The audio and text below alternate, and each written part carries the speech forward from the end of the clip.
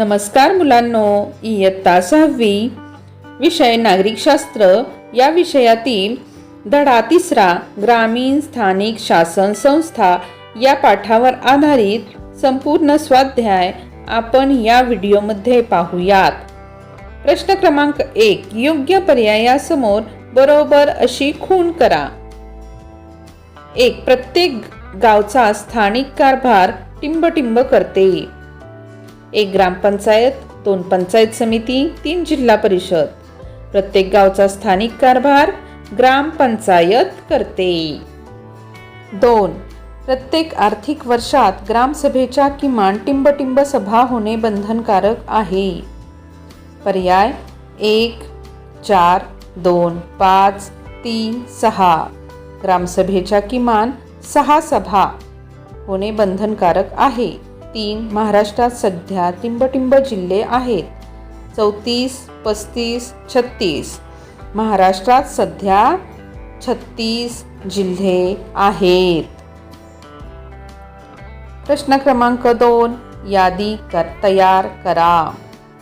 पंचायत समितीची कामे. पंचायत समितीची कामे पुढील प्रमाणे आहेत. 1. रस्ते व गटारे बांधणे, विहिरी व कूपनलिका खोदणे इत्यादी जनहिताची कामे करणे. 2. रोग प्रतिबंधक लसीचा पुरवठा करून सार्वजनिक आरोग्याच्या सोयी करणे. 3. पिण्यासाठी स्वच्छ पाण्याचा पुरवठा करणे. 4. प्राथमिक शिक्षणाच्या सोयी करणे. 5. रस्त्याचे स्वच्छता, कचऱ्याची विल्हेवाट लावणे यासारख्या सार्वजनिक आरोग्याच्या सोयी करणे. 6. शेती व पशुधन सुधारण्यासाठी शेतकऱ्यांना मदत करणे. 7. हस्तोद्योग व कुटीरोद्योग यांच्या विकासाला चालना देणे. 8. समाजातील दुर्बल घटकांना आर्थिक मदत करून लोककल्याणाची कामे करणे. अशा प्रकारची कामे पंचायत समिती करत असते. प्रश्न 3. तुम्हाला काय वाटते ते सांगा. 1. ग्रामपंचायत विविध कर आकारते. 1. आपल्या गावातील लोकांना पिण्याच्या पाण्याची सोय, दिवाबत्तीची सोय यासारख्या सोयी ग्रामपंचायत देत असते. 2.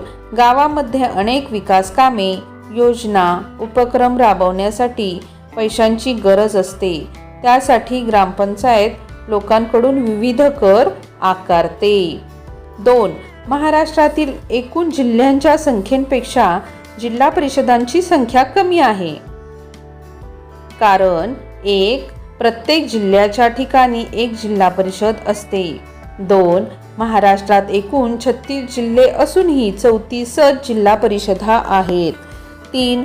जिल्हा परिषदांची स्थापना ग्रामीण भागातील विकास करण्यासाठी करण्यात आली आहे. 4. मुंबई शहर जिल्हा व मुंबई उपनगर जिल्हा हे दोन्ही जिल्हे पूर्णतः शहरी भाग असल्यामुळे येथे जिल्हा परिषदा नाहीत. म्हणून महाराष्ट्रात एकूण जिल्ह्यांच्या संख्येपेक्षा जिल्हा परिषदांची संख्या कमी आहे. प्रश्न क्रमांक 4. तक्ता पूर्ण करा. माझा तालुका, माझी पंचायत समिती. 1. तालुक्याचे नाव. 2. पंचायत समिती सभापतीचे नाव. 3. पंचायत समिती उपसभापतीचे नाव. 4. गटविकास अधिकाऱ्याचे नाव. 5. गट शिक्षण अधिकाऱ्याचे नाव. बालमित्रांनो, या प्रश्नाचं उत्तर तुम्ही तुमच्या तालुक्याची माहिती मिळवायची आणि ह्या प्रश्नाचं उत्तर लिहून काढायचे. प्रश्न 5. थोडक्यात माहिती लिहा. 1. सरपंच. ग्रामपंचायतीमध्ये निवडून आलेल्या सदस्यांमधून सरपंचाची निवड केली जाते. गावचा विकास योजना राबवण्याची संपूर्ण जबाबदारी सरपंचावर असते. सरपंचाच्या अध्यक्षतेखाली ग्रामपंचायत सभा होतात.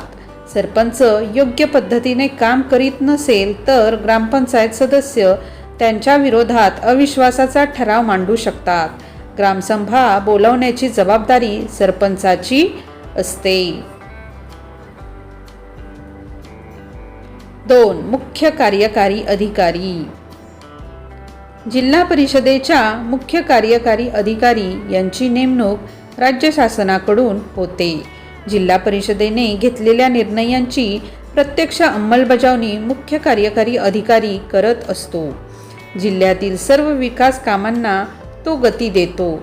त्या कामांवर त्याची देखरेख असते.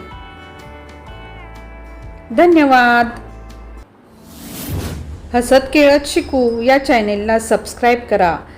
व्हिडिओला लाईक, कमेंट आणि शेअर नक्की करा. थँक्यू.